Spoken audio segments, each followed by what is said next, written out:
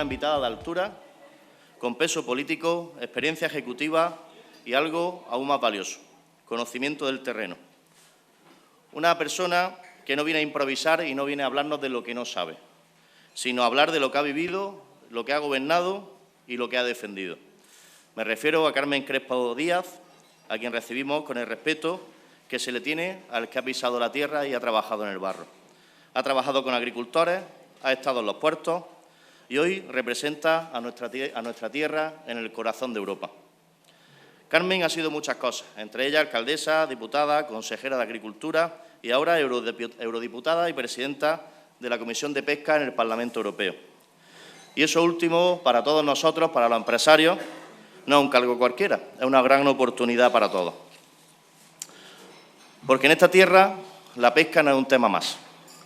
Es nuestra historia, es nuestra identidad y es nuestra cultura. Y también, por desgracia, en estos momentos también es frustración. Porque lo que fue motor, hoy navega con mucho lastre. Aquí se ha hecho lo que se le ha pedido a la pesca. Ha reducido flota, ha reducido esfuerzos y se ha invertido en sostenibilidad y se ha profesionalizado el sector. Y, sin embargo, cada año reducen los días de faena. De 200 barcos que había en la Andalucía mediterránea, en el 2014, hoy solo contamos con 93. Y algunos de ellos solo pueden salir 90 días al año a pescar. Repito, aunque parezca increíble, hay algunos que solo pueden pescar 90 días al año. Imaginen que cualquier empresario aquí presente pues pudiera abrir su negocio solo 3 meses al año. Por ejemplo, los chiringuitos. Imaginemos un chiringuito de playa, que muchos hablan solo en la temporada estival, pero que no abrieran los meses de verano, sino los que le plantean obligatoriamente. Vamos a hablar de octubre, noviembre, marzo, abril, meses complicados para el trabajo y para desarrollar el negocio, pagar impuestos y seguir con la actividad anual. O que una empresa logística, como la del amigo Jerónimo, pues solo pudiera trabajar las semanas pares. Sería verdaderamente complicado. Y esto, aunque suena a broma, si no, es una tragedia. Porque eso es lo que se está pidiendo a nuestros pescadores, que compitan, que resistan y que vivan, con 1/3 del calendario, el triple de papeleo y muchas más exigencias. Y lo peor es que, mientras tanto, el pescado sigue entrando por los puertos y por los aeropuertos de toda Europa. Pescado de terceros países con estándares medioambientales que aquí serían imposibles y con una huella de carbono que hace tambalearse a la misma Agenda 2030. Porque mientras bajamos la cabeza cumpliendo normativas, otros venden el pescado. Porque las grandes flotas industriales y los grandes buques congeladores siguen navegando sin restricciones. Mientras nuestros barcos pues los vemos muchas veces durmiendo en nuestro puerto. Y mientras duermen, otros surcan los mares. Y mientras las quisquillas de Motril, joya gastronómica, reconocidas las mejores cocinas con estrella Michelin, luchan por sobrevivir. Pues mientras luchan por sobrevivir, vemos los lineales que se llenan de filetes, que vaya a saber ustedes de qué latitud son, de qué especie son y sobre todo qué calidad tienen. Y eso pues no lo vamos a permitir. Porque si algo nos define aquí, en la costa tropical, es que sabemos lo que valoramos. Y una cosa también muy importante, que ya no vamos a pedir favores, ya lo que estamos pidiendo es justicia para un sector que nos ha marcado culturalmente a todos nosotros. Pero si la pesca está en jaque, Carmen, el campo no está mucho mejor. Y aquí tengo que hablar de un monumento que está a la espera y que se llama Rules, que bien conoce. El agua está, pero no llega. Es como tener la solución, pero guardada en una vitrina. Y se han dicho muchas cosas, que era competencia de la Junta de Andalucía, después pasó a ser competencia del Estado, que si los proyectos no llegan, que si los procesos medioambientales, que si los fondos se agotan, que si no llegamos a tiempo a los fondos. Lo cierto es que han pasado todo tipo de gobiernos y aquí seguimos igual, esperando que el agua que vemos en el envase baje a la finca. Eso sí, ahora nos dicen, y dicen a todos los agricultores, que tendrán que asumir el 100% del coste de todas las canalizaciones. Primero la obra no llega, las ayudas tampoco, y el viejo refrán andaluz aplicado a nuestro desarrollo. Si no llueve no hay agua, y si llueve tampoco hay agua. Y al final pues nos tenemos que preguntar que cómo hemos llegado a todo esto. Carmen, tú conoces esta historia muy bien. En tu etapa como consejera de la Junta de Andalucía de Agricultura y Pesca, tuviste que activar medidas de emergencia. Además, te queremos agradecer por ello, y además, muy bien hecho. Pero aquí no tuvimos el mismo impulso. Aquí se nos dijo que teníamos que esperar, y ya va siendo hora de que dejemos de ser los que esperen y pasemos a ser los que reciban. Desde ECOS creemos que las conducciones de Rules deberían de ser declaradas de interés europeo, y no como un capricho, sino como una cuestión de lógica. Garantizan una producción hortofrutícola de altísima calidad, con fuerte capacidad exportadora, sostenida por pequeñas y medianas empresas familiares que sí generan empleo local, fijan la población y producen alimentos sanos con trazabilidad y sostenibilidad. Es decir, Carmen, exactamente lo que dice defender la Unión Europea. Solo que aquí en la costa, pues bueno, tenemos que seguir mendigando toda esta iniciativa. Y mientras esto ocurre, pues el sector privado resiste con dignidad y resiste con compromiso y subiéndose al tren de la innovación. Y ya que hablamos de tren, muy hablado todo esto en este foro durante... Nos tienes que permitir, Carmen, que aunque los oyentes esto lo escuchan cada vez que nos subimos a este atril, pero queremos hacer hincapié en nuestras necesidades. Y como hablamos de tren, pues vamos a reclamar algo que ha unido a muchas generaciones en la costa tropical. Y es triste que a las generaciones la una las reivindicaciones. Una demanda que viene desde 1879, según los primeros papeles. Prometido, anunciado, dibujado, estudiado, pero nunca se ha hecho. Esta conexión es una duda histórica que estuvo sobre la mesa. Europa mostró su interés. Incluso vino una ministra a apoyarlo y a hacerse la foto, pero al final no se impulsó. ¿Por qué? Porque en el minuto concreto, en el momento exacto, faltó compromiso y faltó lealtad con el territorio. Y el resultado es que el Motril, pues como ya sabemos todos los asistentes, es el único puerto de interés general del Estado sin conexión ferroviaria. Y esto, pues no es un simple agravio, sino una discriminación injustificable. Somos una zona exportadora, una zona productiva y apostamos por la sostenibilidad. Un tren sería clave para hacer crecer nuestra industria agroalimentaria, turística, de forma eficiente, más económica y más sostenible, alineándonos de verdad con la famosa Agenda 2030. Y no hablamos de romanticismo ferroviario. Aquí lo que estamos hablando es de una infraestructura necesaria y urgente, que genera empleo, riqueza y competitividad para todas las empresas de la costa tropical. Pedimos que se considere un proyecto de interés europeo porque lo merece. Y mientras hablamos de cosas serias, pues tampoco últimamente me voy a permitir que no evitemos mirar a nuestro sistema político con gran preocupación. Echo de menos, como muchos aquí, pues esos debates donde se aprendía, donde el Congreso era un sitio para escuchar, y hoy pues no se me ocurre ponerle a mi hijo realmente un debate parlamentario, porque no aprenderían ni de educación, ni de respeto, ni de ideas, solo de reproches. Y aquí en ECOS, Carmen, intentamos hacerlo diferente.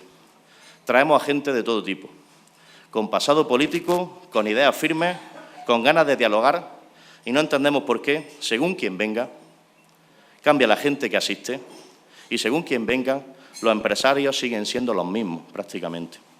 De hecho, en el anterior desayuno viví con gran entusiasmo cómo ciertos políticos que nunca habían venido a visitarnos tenían tanta insistencia que tuvimos que reorganizar el desayuno.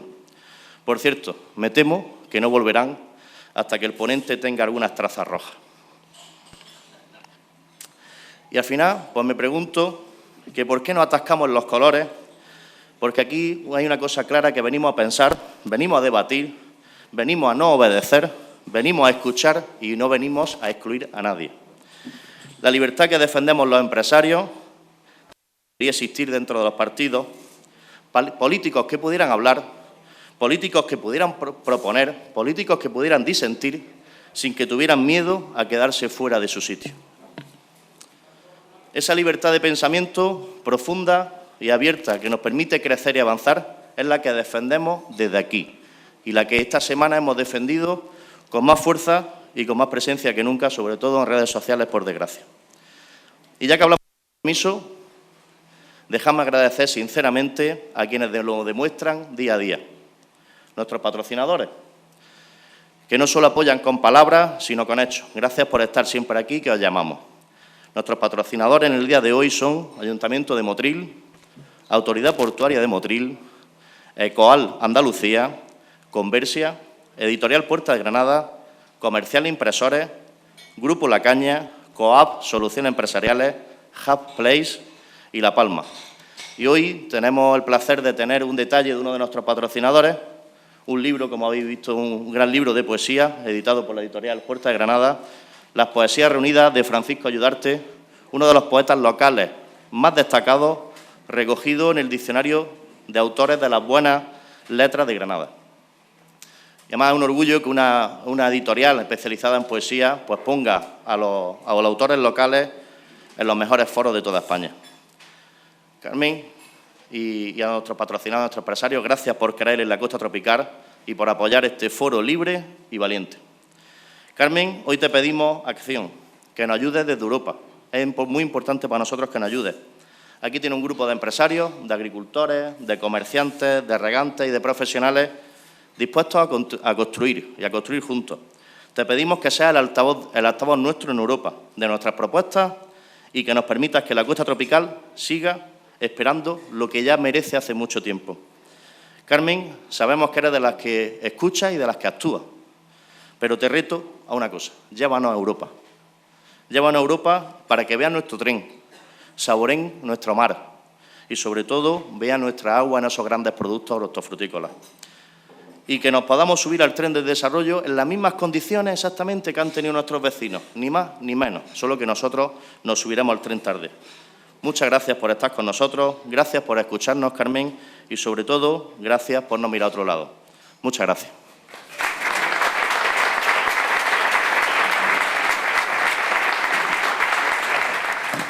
Pues muy buenas casi tardes ya y muchas gracias al presidente de AECOS por ser especialmente el que desde los empresarios esté marcando las reivindicaciones de la costa tropical y en estos momentos trayendo a personas, como puedo ser yo o otras, que vengan aquí también a hablar de cómo están trabajando en pro de esta tierra, ¿no? Muchas gracias por la invitación y yo encantada, porque yo aquí estoy como en mi casa. Porque mi casa, aunque está aquí unos kilómetros, está muy cerquita, pero no solamente porque esté cerca geográficamente, sino porque he tenido la oportunidad de trabajar con mucha gente de esta tierra. He tenido la oportunidad de trabajar con Carlos Rojas, ¿no?, nuestro diputado, que además llevamos la reivindicación de la A7, ¿verdad?, con todos los motrileños, los aderitanos, para que esta tierra tuviera un enlace por autovía. Eso fue allá hace unos añitos, pero estamos cada día más jóvenes, ¿verdad, Carlos? Muchas gracias por la reivindicación conjunta, porque yo creo que esta tierra merece, en este caso, esa defensa. Y, por supuesto, a los compañeros, como la alcaldesa de Motril, que es verdad que ahora tendrán ustedes muchos problemas porque está siempre en obra, pero la verdad es que eso es para tener una ciudad cada vez con más posibilidades. Yo sé del compromiso que Luisa tiene con esta tierra, la conozco muy bien a ella y a su equipo y, bueno, pues ayudarle en todo lo que pueda, como lo hicimos con la OCA, como lo hicimos con la limpieza de Rambla, como hicimos con muchas cuestiones que a Motril le iba la vida en ello, ¿no? Y también al presidente del puerto. El puerto no se queda atrás con las obras. Ya he entrado por ahí, ya he visto todas las que tienen ciernes, pero además supo llevar las reivindicaciones cuando estuve de consejera de pesca para que a través del Grupo de Desarrollo Pesquero tuviera oportunidades este puerto y así lo hicimos con Ignacio, ¿verdad? El tema de la lonja y la capacidad con el varadero de conexión, que yo creo que fue un principio de su mandato, pero que además vino a traer posibilidades al puerto, como ahora lo está haciendo con otros proyectos principales y otras reivindicaciones que tiene. Quiero agradecer a los empresarios, a la Cámara de Comercio, por supuesto a la Mancomunidad. Quiero agradecer a todos, porque no es la primera vez que les veo, pero tampoco será la última. Yo vengo aquí después de un año de eurodiputada a contarles lo que hay, pero tendré oportunidad de verles más veces. Y de ver a los regantes, y de ver a ECOAL, y de ver también a Ignacio, de ver a la agricultura, a las empresas y cooperativas, de estar siempre en contacto con la realidad, porque esa es la mejor forma de saber qué tienes que defender en las instituciones donde estamos. Quiero agradecer a la Directora General de Ayudas, a Raquel Espín, que está en este momento en este desayuno, y, por supuesto, a los delegados de la Junta de Andalucía, que están trayendo muchas oportunidades a través de la Junta de Andalucía a Andalucía de una vez por todas, a Granada, que estábamos olvidados en muchas cuestiones, ¿no? Así que muchísimas gracias también por el esfuerzo y la dedicación. Y ahora quiero plantearles lo que es, en primer lugar, la realidad que se vive en Europa, cómo afecta aquí y qué vamos a hacer en el futuro. Por ahí voy a empezar.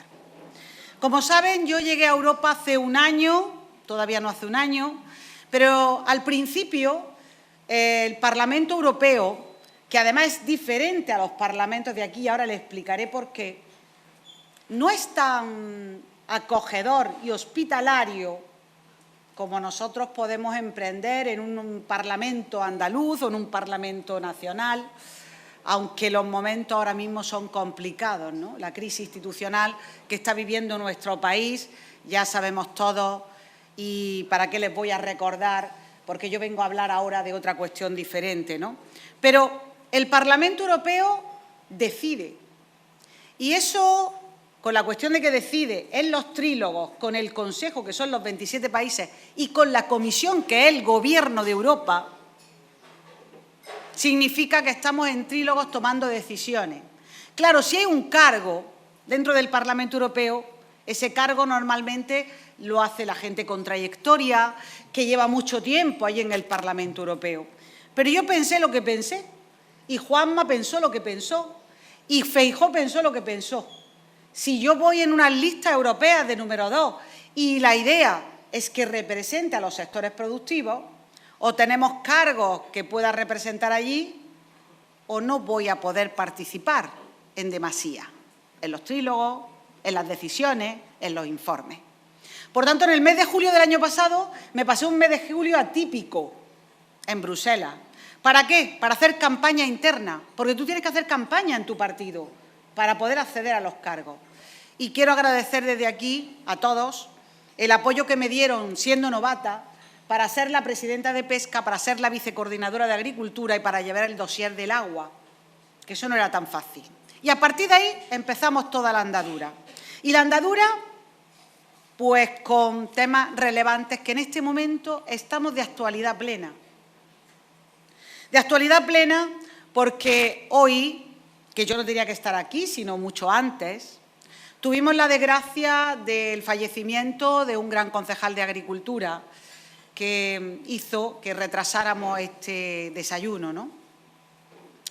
Que desde aquí, desde allá arriba nos estará escuchando porque estaba siempre introducido en todas las necesidades que tenemos en esta tierra. Pero ahora mismo estamos a punto de que termine un dossier de la política agraria común para el año después de 2027. Se está hablando ya de qué cambios puede tener el Mediterráneo, cuestión que os afecta. ¿Qué dinero va a tener el marco financiero para infraestructura, para agua, para agricultura, para defensa? Y eso el Día de la Virgen del Carmen, muy celebrado aquí en mi tierra, será el día que salga.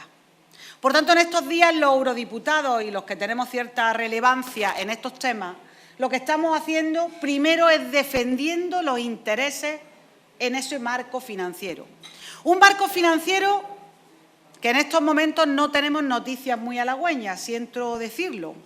Y es que la pretensión de la Comisión es hacer un fondo nacional con todas las políticas, repartidos en los 27 países miembros, para que esos países, en ese momento del Fondo Nacional, sea quien destine las políticas agrarias, las políticas pesqueras y las políticas hidráulicas. Por tanto, yo no puedo estar más en contra. ¿Por qué? Porque si eso pasa, seguramente los que más nos diluyamos seamos el sector primario y eso no nos interesa. La política agraria común tiene que tener su propio papel.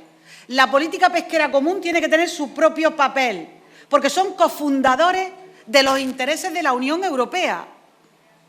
Y además estamos clamando por una política hidráulica que no existe en Europa.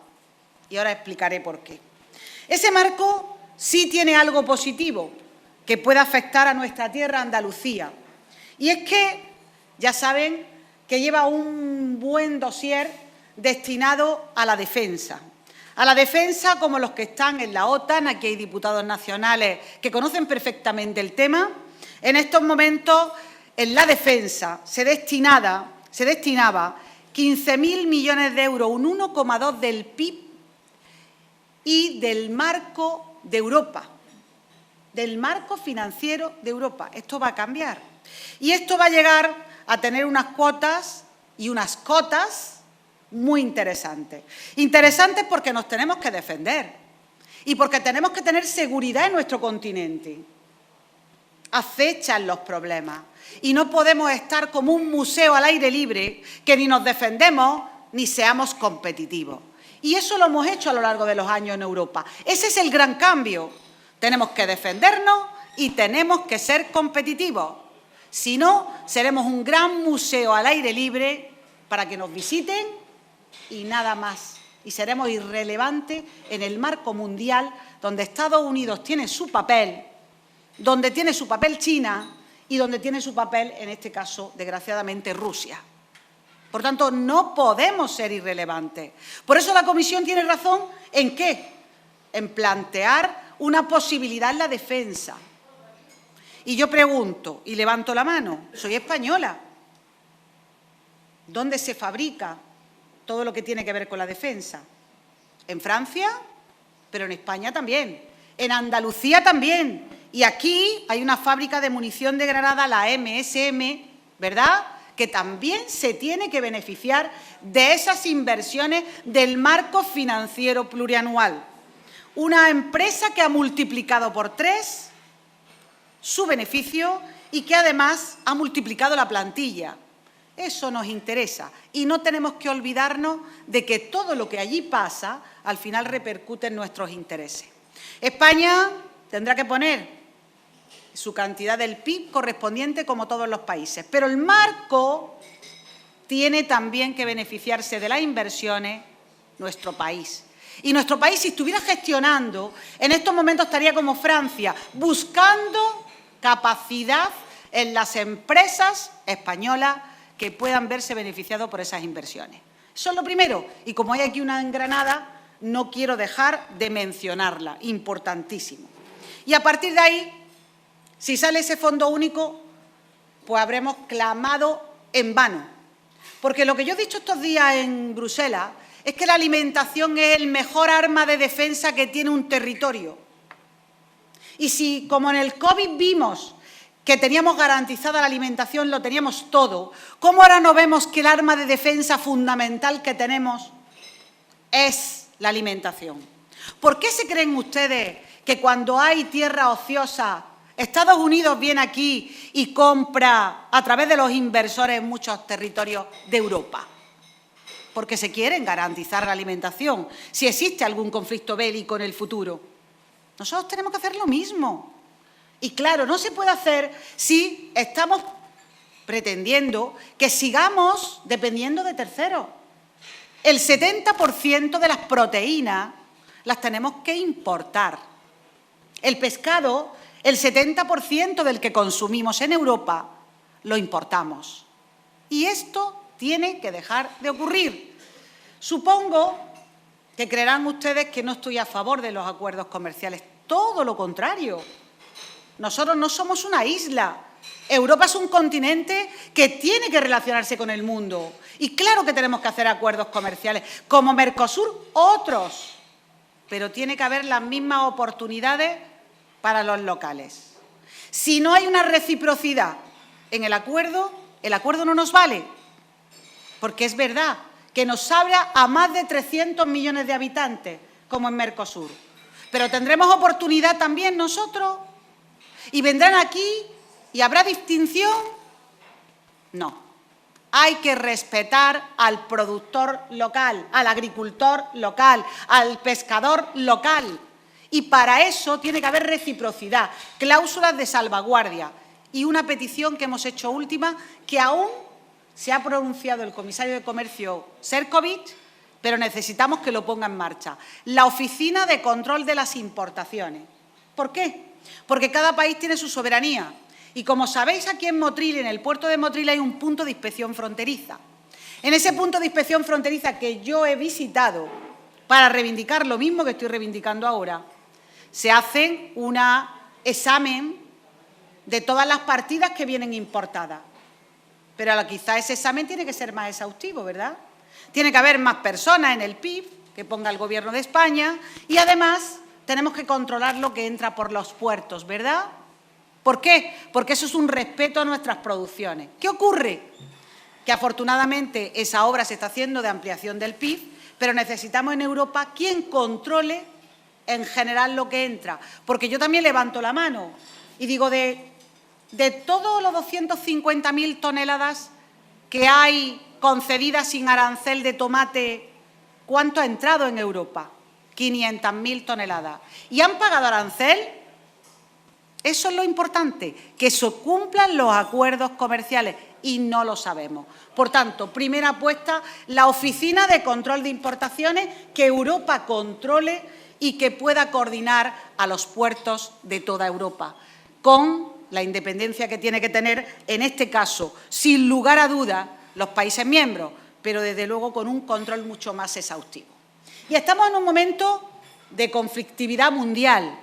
Tenemos una invasión como la de Ucrania en las puertas de aquí, cerquita, tan cerca, que la tenemos aquí al lado. Y además tenemos fuera, en el Atlántico, al presidente Trump, que se levanta con un proteccionismo exacerbado, hablando de subir los aranceles. Y ahora digo yo, ¿cómo nos defendemos? Pues nos defendemos muy claramente. Primero, con negociación por parte de Europa. Y segundo, puertas adentro, también reforzándonos nosotros. Porque los aranceles hacen daño, pero hacen más daño si no nos pillan, que estamos adecuados en nuestra tierra y competitivos. Por tanto, hay que seguir con la negociación hasta el 9 de julio. Si sube del 10 al 20% los aranceles en el agro y en la alimentación, tenemos un problema. Y es que, por ejemplo, podemos perder en Europa 1,4 puntos del PIB, pero es que además en España, en Andalucía, 4 décimas de todas las exportaciones. Y además aquí, en Granada, el 20% que tiene que ver 67 millones de euros. No estamos hablando de que no estemos afectados, estamos afectados hasta aquí, en esta tierra, en Granada. ¡Claro! Y, por tanto, en los aranceles hay que combatirlos. Primero, negociarlos, evitarlos. Y luego, algo que he pedido yo. Se cometió un error. Se sacó la lista de 2019, es decir, una lista en la que aparecía el bourbon americano. Pues claro, inmediatamente pusieron el vino europeo y español. El sector agroalimentario hay que dejarlo fuera, porque no tiene colchón. Yo entiendo que el aluminio, entiendo que el acero tengan sus dificultades. Entiendo lo de los coches, los automóviles, claro que sí, y es muy dificultoso para la industria. Pero si es dificultoso para la industria, imagínense ustedes para el sector primario, que no tiene colchón. Por tanto, lo primero, tenemos que dejar al sector agroalimentario tranquilo y fuera, porque eso además beneficia a España como gran productor del sector agroalimentario, a Granada, a Andalucía, aquí a la costa tropical, pero también beneficia a los consumidores americanos y, por tanto, los tenemos que convencer de ello. Y hasta el 9 de julio estaremos así. Pero, mientras tanto, ¿qué hacemos? Aparte de la diplomacia, aparte de poner nosotros aranceles y no a ellos, pues tenemos que, de una vez por todas, hacer que nosotros tengamos competitividad. Durante años en Europa se ha hecho lo contrario. ¿Por qué? Porque leyes tras leyes y reglamentos tras reglamentos han venido a dificultar la competitividad y rentabilidad. Tanto es así que hemos perdido del 15 al 30% de rentabilidad y competitividad en nuestras empresas. Del 15 al 30%, imagínense ustedes. Pero además de ello, hemos perdido también con los costes de producción una gran cantidad también de rentabilidad en nuestra tierra. Por tanto, ¿qué tenemos que hacer? Procurar ser más competitivos. Y para ser más competitivos tenemos que simplificar. Si no simplificamos y el ómnibus que saca Europa no es efectivo, al final no estamos haciendo nada en pro de esa competitividad. Por ejemplo, en fruta y hortalizas. Y están aquí los grandes cooperativistas, las grandes empresas, las organizaciones de productores de fruta y hortalizas, las OPFH. Como saben aquí los que hay aquí, las dificultades están encima de la mesa, porque tanto se demanda para una OPFH que es a veces, ¿verdad, querido amigo? Es muy difícil de poder cumplimentar esa situación. Yo, como conocedora de la OPFH y la directora general aquí presente, desde luego lo que queremos pedir es simplificación. Pero simplificación apostando ¿por qué? Apostando por la declaración responsable. En estos momentos la declaración responsable en la OPFH es de vital importancia y si va por el camino que va, a primeros del año que viene la tendremos en marcha para 2026. Agilizar el reembolso, importantísimo. Normas más comprensibles, que el ecológico se haga automáticamente, que se controle a través de satélite, por Dios, estamos en pleno siglo XXI, satélite y el control de campo solo uno. Por tanto, esto es fundamental para los intereses de la simplificación de este campo de fruta y hortaliza, donde estamos inmiscuidos con muchas dificultades de burocracia que en estos momentos se nos ha puesto por parte de los reglamentos de la Unión Europea. Y quiero decir que, además de ello, ¿qué más? Utilizar los fondos de forma adecuada. Aquí los que estamos aquí conocemos muy bien los fondos europeos, porque Andalucía es Andalucía gracias a la utilización de esos fondos. Tenemos en los puertos, tenemos en el agro la PAC, tenemos el FEMPA, pero es que también tenemos para el desarrollo rural, para las empresas y la industria. ¿Qué ocurre? Que los últimos han sido un fracaso estrepitoso. El Next Generation Recuperación y Resiliencia ha sido un fracaso. Y desde Europa se está diciendo que hay posibilidad de inejecución en España por valor de muchos miles de millones. Y pregunto yo, ¿qué les costaba haber ampliado el Next Generation su utilización a la descarbonización? Ya tendríamos los barcos en este momento modernizados. ¿O por qué no lo podían haber adoptado para la tecnología del campo? ¿O por qué no para el desglosado 3 de Rules? ¿Por qué no? ¿Por qué no? Creo que el Next Generation se podía haber utilizado en agua de forma importante porque, además, estaba establecido dentro de sus principios y se podía. De hecho, como saben que colaboré con el 9, el desglosado 9, el 3 tenía que haber ido más rápido para tener una solución a través del Next Generation con menor aportación por parte de nuestros regantes. Y esto ha sido una pena, que ahora, en el marco financiero plurianual, vamos a pagar los intereses. Por tanto, merma la capacidad de ese marco porque tenemos que empezar a pagar los intereses del Next Generation Recuperación y Resiliencia sin haber ejecutado y sin haber tenido en la pesca, en el agro y en el agua fondos importantes para habernos desarrollado. Por tanto, ese es el gran error que ha cometido este país. ¿Y ahora qué? Pues ya el marco sale el día de la Virgen del Carmen. Desde luego, si es un fondo único, fíjense ustedes el arma que estamos dejando en manos de quien no gestiona. Se diluye la política agraria común, se diluye la pesca, se diluye el agua. Por tanto, lo primero, hay que seguir hasta ese día luchando porque no sea un fondo único para los países. Segunda cuestión, tenemos que seguir luchando para aquella política de agua en Europa. Allí no saben lo que es esto, no saben. Yo entiendo que el cambio climático nos afecta a todos, pero allí llega más tarde. Aquí llevamos 6 años de sequía, 6 años. Y claro, me meto en un dossier y lo primero que me dicen todos los partidos políticos, en su gran mayoría, que este es el agua que hay y ahora lo que se trata es de prohibir el uso del agua en los acuíferos. Y digo yo, bueno, ¿y entonces qué hacemos? ¿Ustedes no saben que se puede fabricar agua? ¿Ustedes no saben que si nos damos infraestructura y saltan y dicen infraestructura grises? Digo, no. Si una industria tiene infraestructura y es más modernizada, ¿por qué le llaman ustedes infraestructura grises a las infraestructuras de agua que lo que hace es modernizar y dar capacidad hídrica a los territorios para dar alimentos y para sobrevivir? Por tanto, hemos conseguido en el dossier meter las infraestructuras tan importantes. Y hemos ganado por 3 votos a quien quería los ríos libres en Europa. ¿Y qué son ríos libres? Porque no se haga embalsamiento en la cabecera de los ríos. Y yo le decía, pero ustedes no han visto lo que ha pasado en Valencia, que no tiene la culpa nadie, pero sí es verdad que hay que prevenir. ¿Y cómo? Haciendo embalses en las cabeceras de los ríos y luego haciendo las conducciones, por supuesto, de esos embalses, para que llegue al territorio. Entonces, hemos conseguido convencer a los europeos de que esas infraestructuras son absolutamente necesarias. A partir de ahí, el dossier ya está sin ríos libres en el Parlamento Europeo, afortunadamente, por 3 votos. Fíjense ustedes, qué ajustado, ¿no?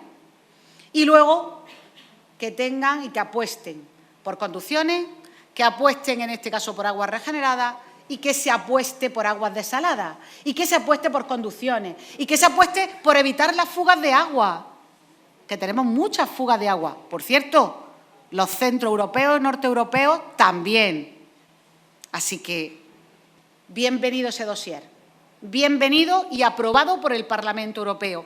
Ahora tenemos que conseguir que en los fondos de cohesión nos den recursos económicos para el agua, que va por buen camino, y también el Banco Europeo de Inversiones de capacidad de inversiones, que sea una capacidad en nuestro país para hacer esa infraestructura que en este momento queremos desarrollar. De aguas regeneradas, de aguas desaladas, por supuesto de conducciones, por supuesto también de evitar fugas para que tengamos equilibrada el agua en el sur de Europa. Hasta que eso no se consiga, tenemos que seguir adelante, porque ya sabemos que el Next Generation la han mal utilizado en nuestra tierra, en España, y creo que ha sido un error garrafal que vamos a pagar muchos años. Vosotros lo estáis pagando con el desglosado 3 y también con otro desarrollo de otros desglosados que se podían haber llevado en esta tierra. Sigamos adelante trabajando y, además, sigamos trabajando con la pesca. ¿Por qué? Porque cuando llegamos, el comisario europeo nuevo, el hombre de Chipre, y nos dice de la universidad, llega y está prácticamente en las negociaciones de las TAI cuotas de diciembre y aparece los 20 días, los 27 días para el Mediterráneo. Y claro, me mira como diciendo, claro, ¿por qué? Porque tenemos que ser responsables. El Parlamento Europeo, como les he dicho hace un poco de tiempo, vota y decide. Si vota un reglamento de 2019 a favor, quien estaba en su momento como eurodiputado, esa es una gran irresponsabilidad, porque los funcionarios europeos a cualquier comisario lo que hacen es que lo tiene que cumplir por obligación de ley. Ese reglamento. El error fue votar el reglamento a favor de 2019. ¿Quién lo hizo? Ese es el gran error. De eso parten los 27 días. ¿Y ahora qué? Pues en ese momento buscamos las medidas selectivas, que fue lo que los pescadores le propusieron al comisario en ese momento, que fue las puertas voladoras, las mallas, que bueno, pero mientras tanto hay que buscar una solución. ¿Una solución a qué? Del reglamento del Mediterráneo. Al artículo 4,3. ¿Por qué? Porque nosotros que no pescamos merluza, dependemos de la merluza. Pero mire usted, si es que nosotros no cogemos merluza, ¿cómo vamos a depender de la merluza? Por tanto, un tema fundamental es que ese 4.3, Ignacio, se cambie. Y hay que intentar que eso sea una fórmula para cambiarlo. Luego, que las reducciones sean de máximo el 20%. ¿Por qué? Porque las fluctuaciones son muy grandes. Tú no puedes echar abajo un sistema pesquero que no es solamente para los pescadores. Diversificación de la costa para Motril, querida Luisa, para el puerto, pero es que es más, para el turismo, para los chiringuitos, para la gastronomía, para la alimentación. Por tanto, no se puede echar abajo esa situación.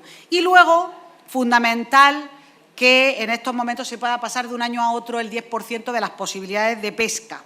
Por supuesto, que se tengan en cuenta los impactos socioeconómicos, lo decía Ignacio en la puerta, y que el torzal se cambie de 3 a 5, como dicen los mismos científicos, si es que lo han dicho los científicos.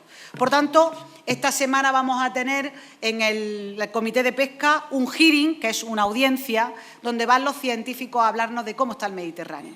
Porque esa es otra cuestión. Los informes científicos no se pueden hacer de 2 años antes, porque entonces no estás tomando decisiones correctas, porque el Mediterráneo y los caladeros están mejor. Y los primeros interesados en tener una fórmula sostenible son los propios pescadores. Por tanto, otra lucha. Y luego el tren. Como ven, yo no rehúso ninguna cuestión de las que AECOS me ha puesto encima de la mesa.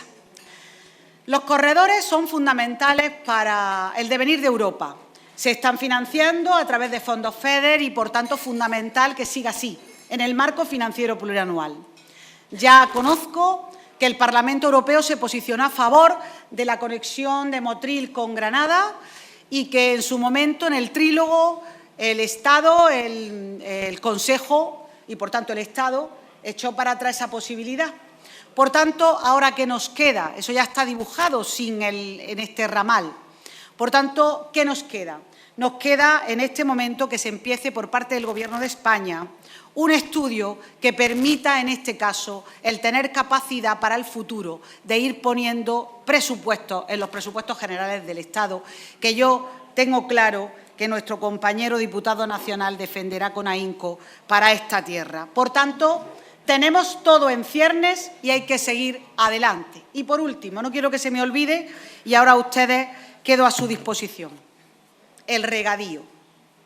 Regadío sí, regadío no. Yo soy una defensora del regadío sostenible, como saben, he trabajado por ello siendo consejera y lo que quiero es que Europa también lo haga. Cuando yo pasé, y termino con ello, por una exposición en la que, ya saben todos ustedes, aparecía claramente la costa de Granada, Almería, Málaga, Murcia, como la tierra que estábamos esquilmando los acuíferos, como la tierra en la que no teníamos sostenibilidad para nuestros productos, como la tierra que estábamos contratando a gente de forma irregular. Pues ustedes pueden imaginar lo que me entró por el cuerpo como adderitana y como conocedora del sector, que ha ido creciendo con toda la capacidad que tiene. Pues inmediatamente protesté como eurodiputada, quitaron la exposición, pero eso no puede volver a ocurrir, porque esa exposición la pusieron un grupo ecologista, pero iba también con las subvenciones de la institución española nacional. Y eso no puede volver a pasar. Nosotros tenemos que defender nuestra tierra y la verdad de nuestra tierra, y es que somos sostenibles, estamos aportando alimentos sanos al resto del mundo y lo estamos haciendo de forma social, contratando a mucha gente aquí en nuestra tierra. Así que defendamos nuestra tierra. Yo, desde luego, no voy a dejar de hacerlo y de buscar las oportunidades que nos dé donde estemos. Y yo, en este caso, no se olviden ustedes que he sido una aliada de esta tierra, ya lo saben, con mis defectos y mis virtudes, y ahora voy a seguir siendo una aliada en Europa, como no podía ser de otra manera. Y, por tanto, termino con lo que me ha dicho el presidente de AECOS. Pues nada, allí os esperaré con los brazos abiertos. Gracias.